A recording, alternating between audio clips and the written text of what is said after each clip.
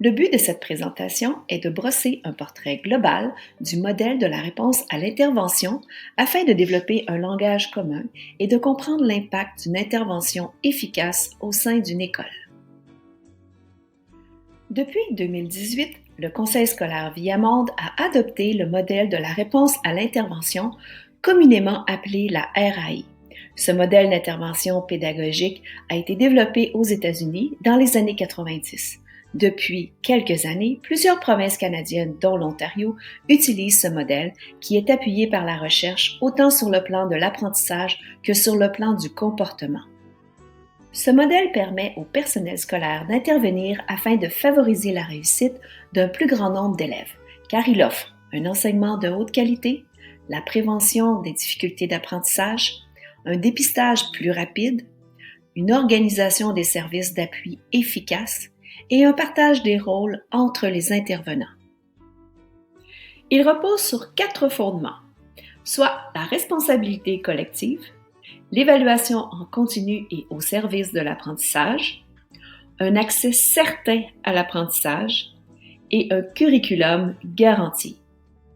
Les services pédagogiques du Conseil scolaire Viamonde ont élaboré les apprentissages essentiels pour la lecture, l'écriture et les mathématiques de la maternelle à la 12e année.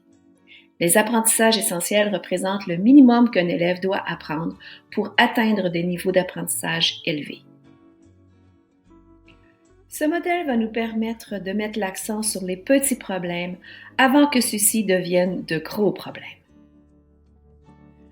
La réponse à l'intervention se définit dans une pyramide à 3 niveaux. Les niveaux indiquent soit l'intensité des interventions, qui est le personnel qui assure l'appui et les interventions, et le pourcentage d'élèves qui ont besoin de ces interventions.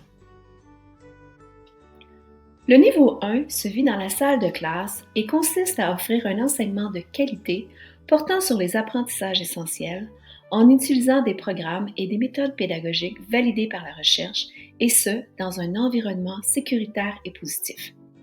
Les interventions universelles sont bénéfiques pour 80% des élèves du groupe classe. Lorsque certains élèves ne répondent pas aux interventions universelles du palier 1, l'équipe école planifie les interventions du palier 2. Pour ce faire, on analyse les données afin de former les petits groupes d'élèves qui ont des besoins identiques.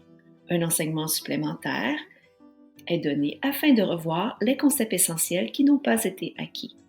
On veut s'assurer de donner le temps nécessaire à tous les élèves pour consolider leur apprentissage. Ce processus se nomme le décloisonnement.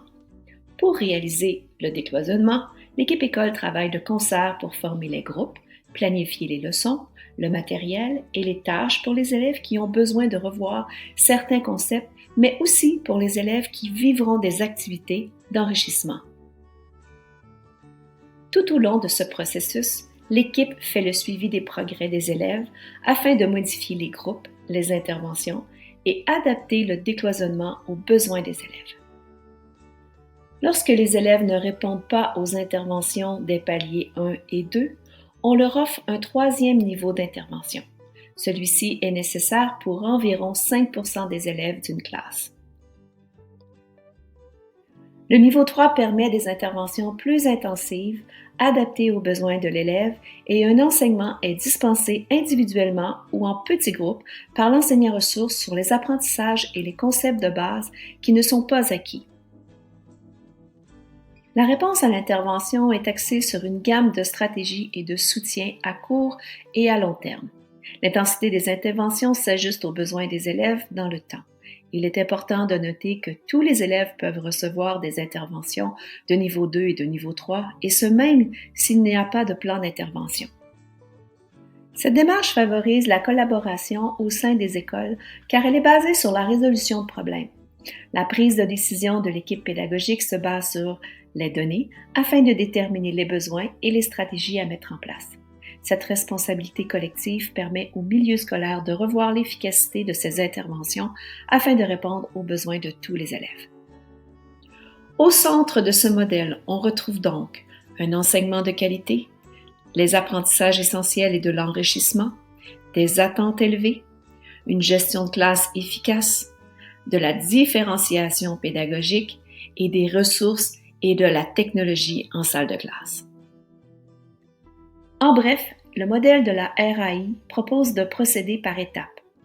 L'idée est donc de prendre d'abord des mesures de prévention universelles, puis de considérer des interventions spécifiques et ciblées pour ceux qui ont des besoins différents et ponctuels.